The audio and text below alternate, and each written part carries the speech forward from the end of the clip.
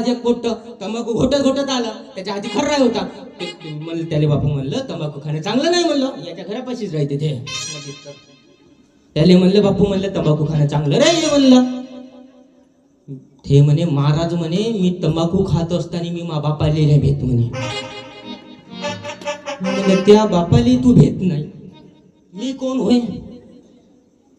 तंबाखू घोटता घोटता त्याचा बाप आला मागून आणि त्यानं तंबाखू तू मागू लपवला. मी म्हणलं बरोबर आहे रे. कितीही आपण काही असलो तरी बापाबद्दल आदर ठेवतो ना. बापाबद्दल आदर आपण बापाबद्दल आदर ठेवतो ना भाऊ. बरोबर ना. बरोबर बापाबद्दल आदर ठेवतो. मी म्हणलं तू खरंच रे खरंच इमानदार ठरला. म्हणलं तू बापाबद्दल आदर ठेवला. म्हणलं महाराज म्हणे मी मा बापाबद्दल आदर काहीच ठेवत नाही.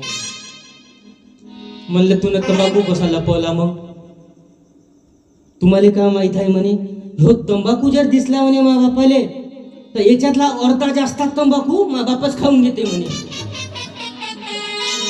कायचा आदर राहिला भाऊ बापाले पोराले काही आदर नाही.